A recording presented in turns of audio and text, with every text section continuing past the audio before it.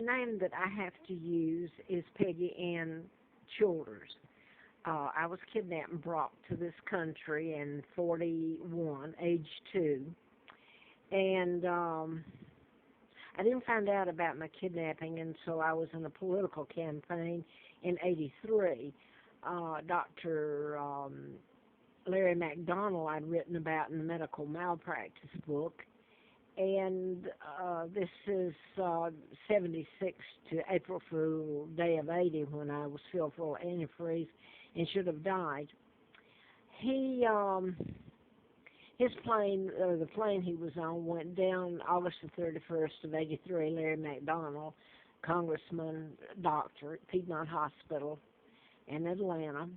And it was the KAL, the Korean jet passenger that from Juneau, Alaska to Seoul, South Korea, it flew into Russian airspace and was shot down. And supposedly all aboard died, and I was in that campaign and flown to Larry Flint's.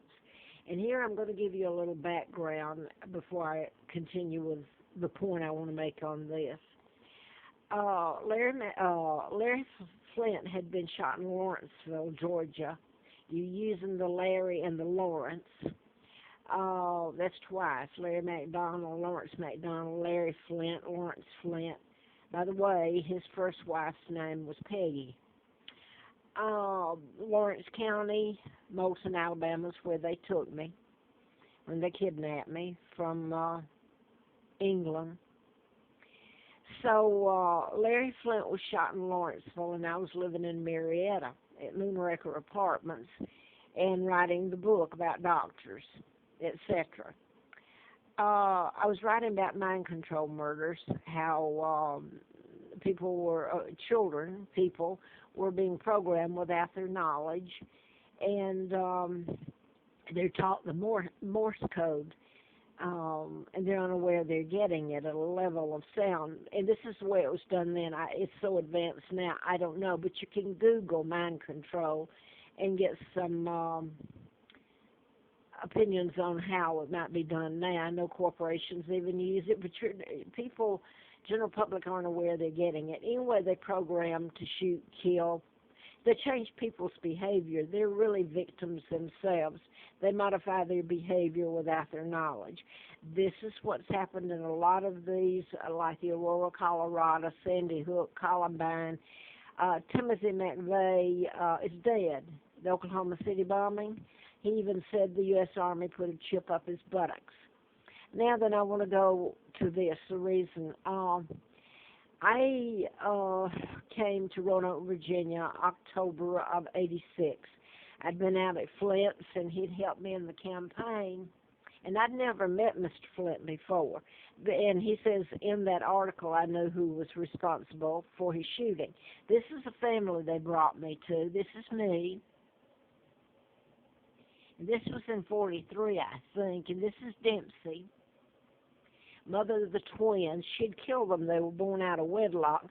The family covered it up, and I grew up being told that's my name. And that's a glossed-over picture, by the way. They didn't have cars. It was a horrid upbringing. You can't describe it. Anyway, I found out in '83 after being flown out at Flint's in that campaign twice about being kidnapped from England. And I'm not going to go into again who I am, but that's why all this pain and suffering has been done, not just because of the book I did. But before this goes out, I want to say I worked for doctors, and I did the book, and then I had the antifreeze put in me, and I was illegally taken by this woman back to Huntsville. In that condition, I should have died, where a couple of months later, I passed a background inspection and worked for the Madison County District Attorney, Fred Simpson.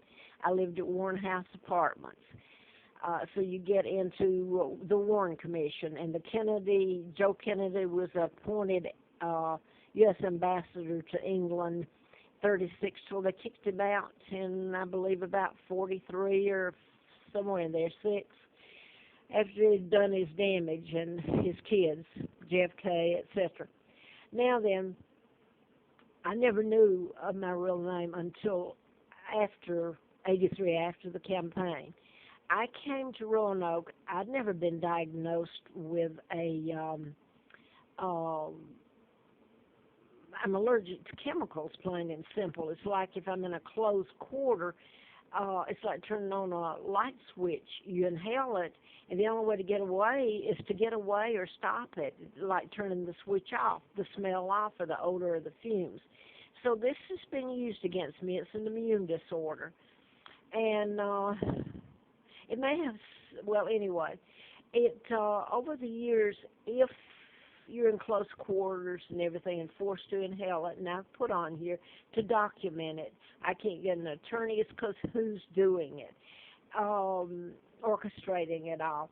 So over the years, my body has responded. It's inflammation, and I can take medicine for the inflammation, but you have to get away from it.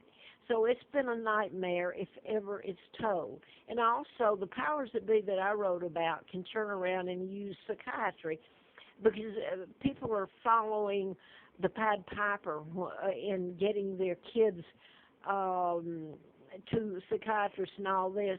You better stop and think about what I've said, because you can Google if you don't believe me. You can Google it, mind control.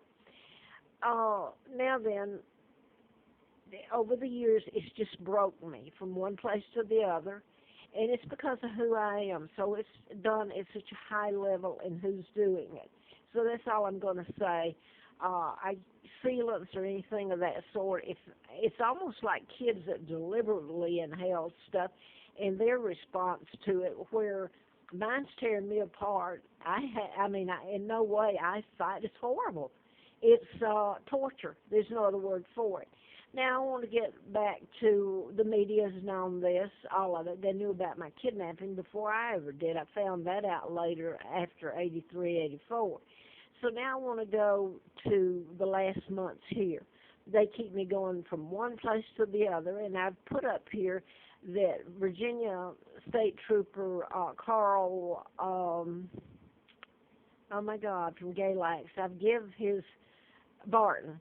His wife Linda told me, and I've give all that before, so I won't go into it. This is how we run you with chemicals. Well, I knew that, but they've made my word no good. So I don't know, maybe Carl Barton was a friend, and I'm putting the name up because nobody seems to care or do anything about stopping it, what's happening. I'm just about dead. So somebody gave me this Android so that I could upload a document of it, since I can't get attorneys or anything. Anyway, the chemicals over the years have just destroyed me. My legs, my veins, it permeates, what they're doing permeates the air you breathe, and it's hard to prove, especially when I am kept on hardly any money and running from, they've made me look like I'm nuts or something, and yet people know different. They'll stand in my face and say, we know, but they're not going to help. So I'm going to leave it there, except I'm going to tell you, this has been ongoing, so I'm just about dead. My body, my organs, liver, heart, veins, kidney, especially kidneys and lungs. Now then, I'm just going to go back to March. I had to leave for the same reason. It was horrible what happened, and what few bucks I had was gone. I went out to North Creek Campground, and this is mid-March, and that's bad. It's still cold and raining, and the creek's there, and it's cute, but if it rains, it overflows that time of the year, and trees fall. I was out there trying to have a place to be and take care of myself and be able to breathe fresh air. The people that were there had this motorhome, home on wheels, that I don't know how much it cost, $200,000. Anyway, they're the host, and this has been done in the past. Only Archie, a host, and some others back then, when I'd run from one place to the other just trying to breathe fresh air, have done it deliberately, formaldehyde, which is bad for anybody, but to me, I'm not going to give the description of what it does to me. It dehydrates me. I can't stop urinating.